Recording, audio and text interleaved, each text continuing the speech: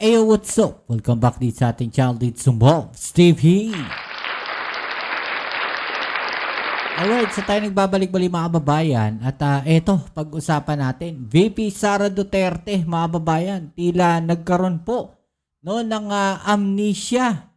No? Pag sinabi nating amnesia mga kababayan, yan po yung medyo nakakalimot na po mga kababayan. At natagpuan po siyang lutang sa isang interview ng media mga kababayan. Okay, so yan ang ating alamin ngayon at pag-uusapan. Pero syempre bago ang lahat, please don't forget to subscribe at pakilike naman po ang ating video ngayon. Yan, para mas marami pong makapanood and paki-share na rin po mga kababayan. Maraming salamat po sa inyo at shoutout sa mga followers natin dyan. Yung mga palagi po nandiyan dyan, shoutouts po sa inyo at pasensya na napakarami po ninyo, no? Bibihira kasi ako mag-live mga kababayan, pero syempre maraming salamat sa inyo suporta. Okay. So ito na mga kababayan, no? VP Sara Duterte tila nagkaroon po ng amnesia, no? O sakit na kalimot mga kababayan. Kasi dito po sa interview na to, no, ng media sa kanya, tila meron po siyang nakalimutan. No, at para siyang naging lutang dito mga kababayan, ano? Okay? So panoorin muna natin tong video na to para mas maliwanagan tayo kung ano ba yung aking sinasabi dito mga kababayan na nagkaroon po ng amnesia o kalimot ito nga si VP Sara Duterte. Okay, so ito, panoorin muna natin to mga kababayan. Okay, that's pag-usapan po natin. Alright, let's go. Kinuwestiyon ni Vice President Sara Duterte ang pagrepaso ng ombudsman sa mga kaso kaugnay ng pharmacy scandal o pagbili ng gobyerno ng ilang medical supply noong pandemya. Natandaan ba natin yan mga kababayan? Bakit nga ba sila takot na takot na mabuksan yung mga salin na yan? At ito pong ginagawa po na investigasyon ng ombudsman dyan po sa Pharmaly. Diba? Bakit tong si Martires tila natabunan po yan? Ang ginagawa kasi ng ating gobyerno ngayon mga kababayan ay lahat po, no? Lahat po ng mga nangyayaring korupsyon dito sa ating bansa, kahit ng mga nakaraang administrasyon o lahat-lahat na po, no, talagang binubuksan ng ating gobyerno ngayon ng ating Pangulong Bongbong Marcos. No, pero syempre, ombudsman po yan, karapatan po nila na gawin, no, ang lahat ng kanilang gustong imbestigahan. Kaya nga po takot na takot sila na kapag si Remulla ang nakaupo dyan, talaga naman yari sila lahat. Tuloy natin. Bakit anya, hindi lahat imbestigahan? Nakatutok si Marisol Abduraman. Okay, so bakit hindi raw lahat imbestigahan? Siyempre, isa-isa lang. Hindi po pwedeng sabay-sabay. Baka pag sabay-sabay inimbestigahan yan, mag-iyakan kayong lahat. Ha? Hindi pwedeng sabay-sabay. Isa-isa lang. Di ba? Isa-isa lang, mga kababayan. Talay natin. I never said Marcos resign. Okay. Hindi raw suportado ni Vice President Sara Duterte ang panawagan ng ilang grupo na magbitiw na si Pangulong Bongbong Marcos sa gitna ng kontrobersiya hinggil sa korupsyon sa bansa. Hindi raw po niya sinabing mag-resign ng Pangulong Bongbong Marcos. So yung mga DDS po na yan, mga kababayan, na sumisigaw ng resign, no, BBM resign, hindi po kayo suportado ng VP Sara Duterte. No? Di po niya kayo sinusuportahan. Ha? Yung mga DDS dyan na sumisigaw ng BBM resign, hindi po kayo suportado ni VP Sara Duterte. Okay? Tablado kayo. No? Bakit nyo ba pinagre-resign ng Pangulong Bongbong Marcos? Para maiupo nyo si VP Sara. Tama? Mali? Diba? Yun yung intensyon ninyo Ang problema, hindi kayo suportado ni VP Sara. kakaalaman na. Hindi kayo tinutulungan o hindi kayo sinusuportahan.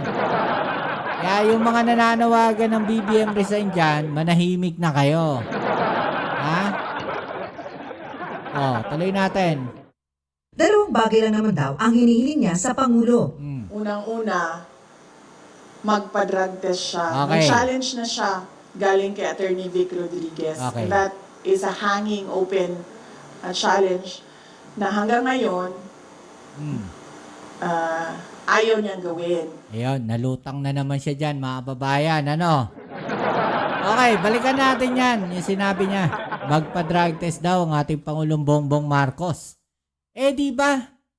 No? Yan na yung challenge sa kanya bago ba mag-eleksyon. At ginawa yan ng ating Pangulong Bongbong Marcos. Di ba? Ginawa yan ng Pangulong Bongbong Marcos. Ano naging resulta? Negative. Di ba? Pero pinipilit pa rin nila ngayon. At tila nakakalimot ang Vice President, no, itong si VP Sara, tila nakakalimutan na niya na yan din ang hamon sa kanyang ama. No? Ng ex-Senator Trillanes. Diba? Pero, ginawa ba nila? Hindi. Diba? So, sino kayo para utusan? No, ang Pangulo na magpa-drug test. No, kung kayo mismo ayaw magpa-drug test ng inyong tatay noon.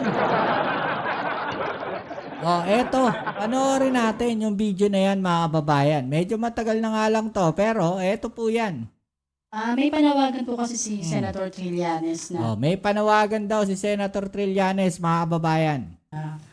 kailan daw po kaya magpapadrug test ang mga Dutertes. Yan, kailan daw magpapadrug test ang mga Duterte? Ibig sabihin, lahat sila. No? It was 7 years ago, tong video na to, mga kababayan. No? 7 years ago, so ibig sabihin, somewhere around 2018, mga ganyan, 2019, at yan yung kasalukuyan na sila ang mga nakaupo sa gobyerno. Diba? Anong sagot?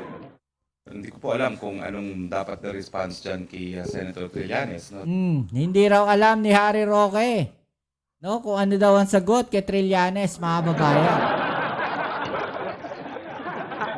Diba? Malayo to kay Yusek Claire Castro.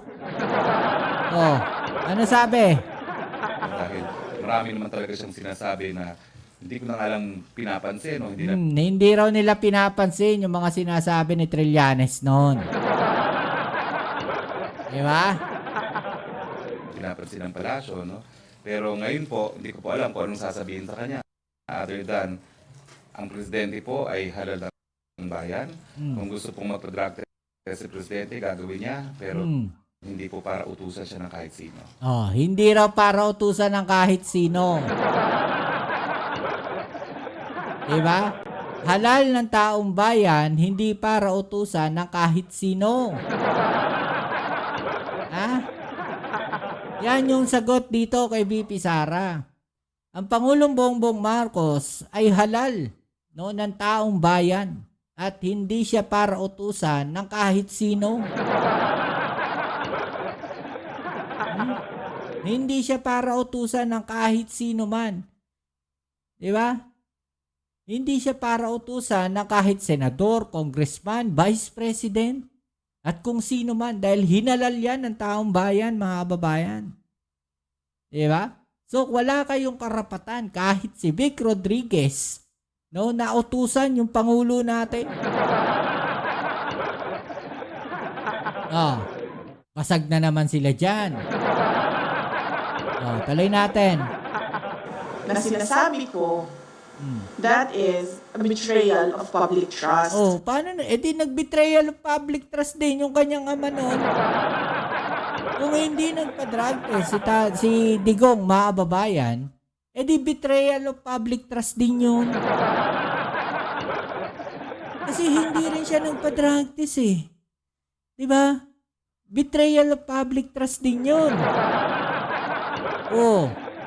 Sinasabi natin sa inyo. Diba? Diyan sa mga DDS na yan.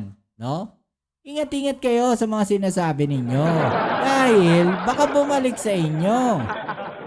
Kaya nga yung interim release ng dating Pangulong Duterte hindi nabigyan o napagbigyan ng ICI, no, dahil bumalik sa kanila yung mga sinasabi nila.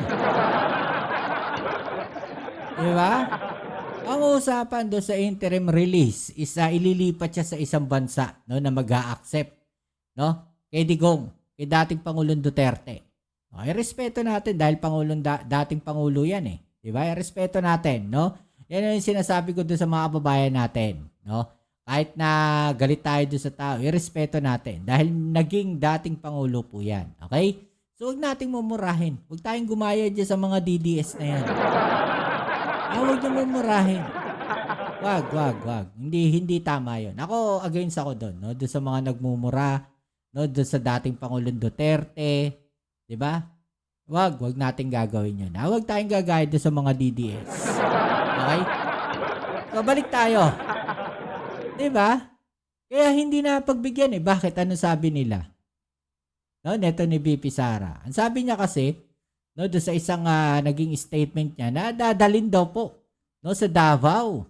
No, at syempre, yun yung kinakatakot ng ICI. Na baka balikan yung mga tao dahil pag bumalik yan sa Davao, uupo yan bilang mayor. No, ang sabi ng dating Pangulong Duterte. Pag ako naging mayor, gagawin ko pa rin. Parang uulit-ulitin ko pa rin yung ginawa ko noon. Syempre yung ICI, hindi na siya binigyan ng interim release. Balik tayo dito, tuloy natin.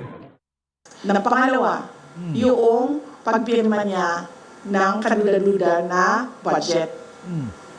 That is a culpable violation of the Constitution. Sino ba may mga insertions dyan? Bakit yung Pangulo ang sisisihin ninyo? Diba? Bakit yung Pangulo ang sisisihin ninyo? Ang Pangulo, tiwala na gagawin nila, no, yung mga nandun sa project o yung mga nandun sa budget, mga babayan. Baka nakakalimutan ni VP Sara o baka hindi niya alam dahil lagi siya nasa abroad, mga babayan, na ultimo, no, yung mga proyekto ng ating Pangulong Bongbong Marcos ay inalis. No? Inalis doon sa budget at pinalitan ng ibang proyekto na hindi alam ng Pangulo natin.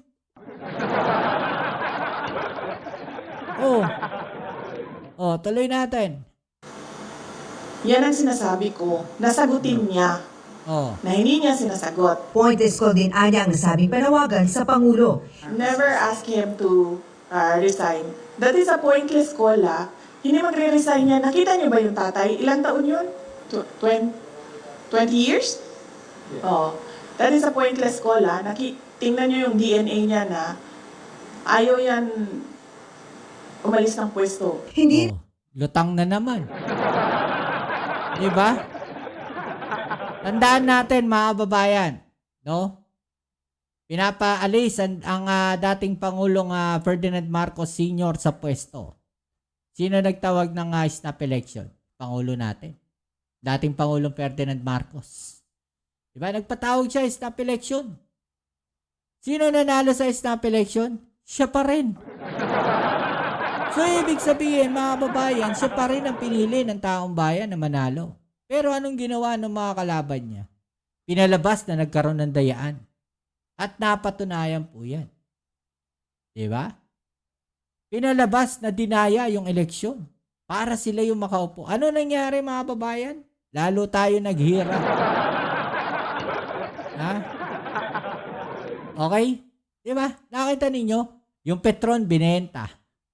Yung Philippine Airlines binenta. Diba? Meralco binenta. Imbis na nasa gobyerno yung mga yan. No? Nawala sa gobyerno.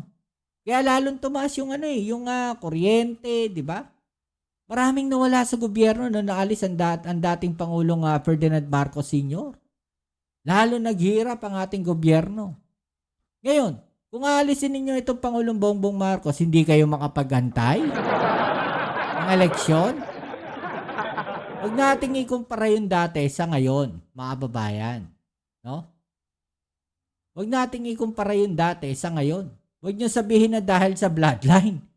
No, yun yung pinapalabas nila eh. Parang sinasabi ni VP Sara na nasa dugo nila yan. No, ng ating Pangulong Bongbong Marcos. O ano yung nananalaytay sa dugo niya? Posible ba na yung ginawa ng kanyang ama, no, ng dating Pangulong Duterte ay gagawin din niya dahil Duterte din siya? Diba? So mas nakakatakot yun, mga kababayan. Diba? Papayag ba uli kayo na gano'n na mangyari? Oh.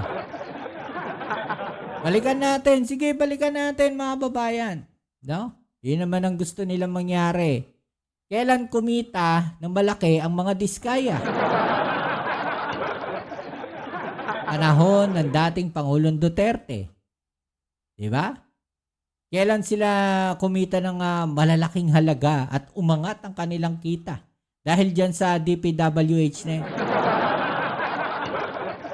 Oh. May ginawa ba sila? May ginawa ba ang dating Pangulong Duterte? Wala.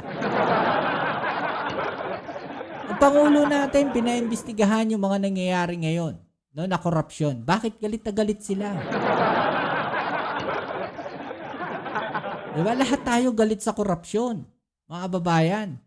No, pero bakit yung Pangulo natin na nagtawag ng investigasyon at ibinulgar lahat yan, ay siya yung pabababayan ninyo?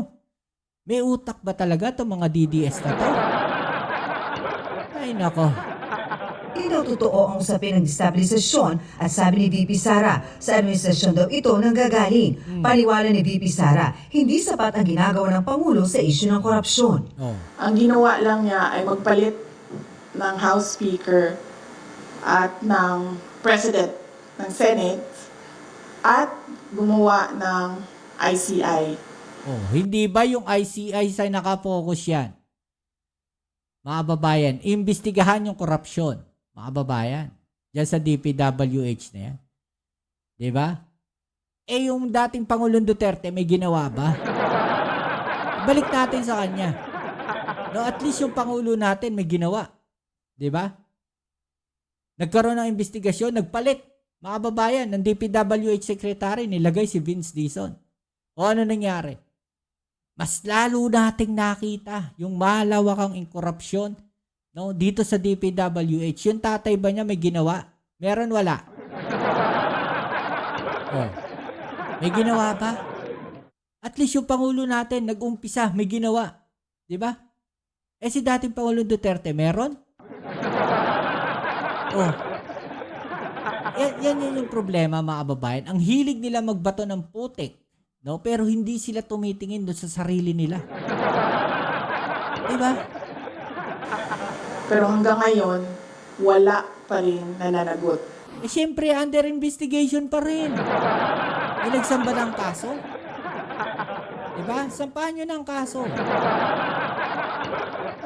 Para gumulong yung investigasyon, mga kababayan. Eh yung dating Pangulong Duterte nga, nanagot ba? Sa EJK? Wala pa rin naman, diba? Oh.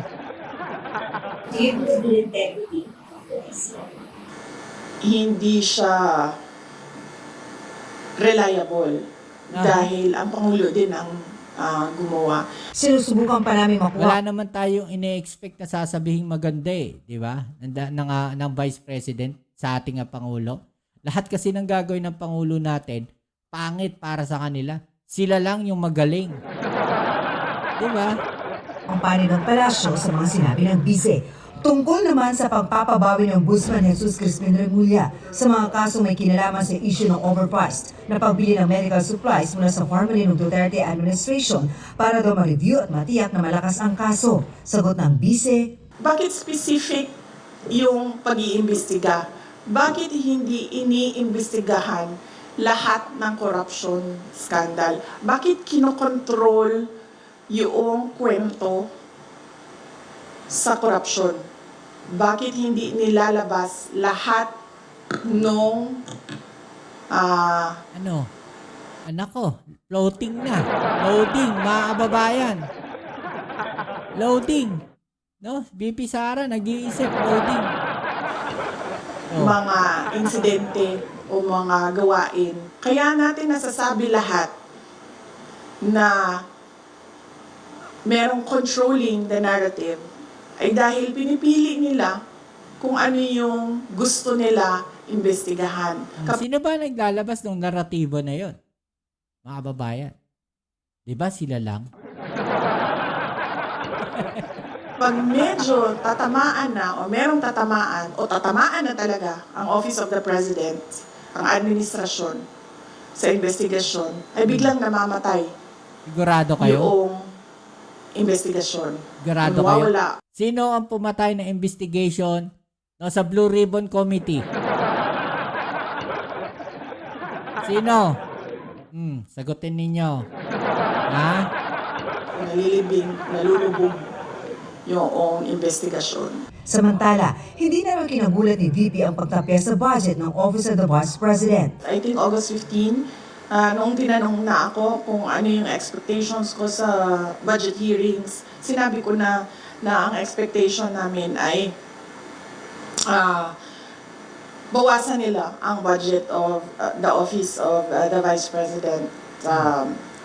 Dahil sinabi ko at that time, it's the same administration, it's the same Speaker of the House of Representatives, and it's the same set of characters. Nakita niyo yung narrative nila, mga babayan. Lahat ng nangyayari sa kanila, isinisisi nila sa Pangulong Bongbong Marcos. Sinisisi nila sa administrasyon. Wala naman sila ibang pwede sisihin kundi administrasyon lang. Diba?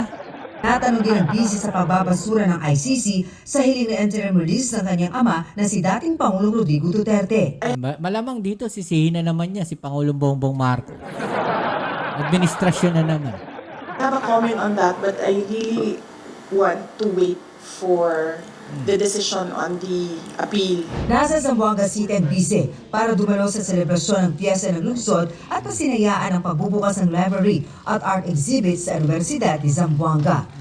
Para sa GM Okay? So, dyan siya busy, mga kababayan, mga inauguration. Pero yung ating Pangulo, busy.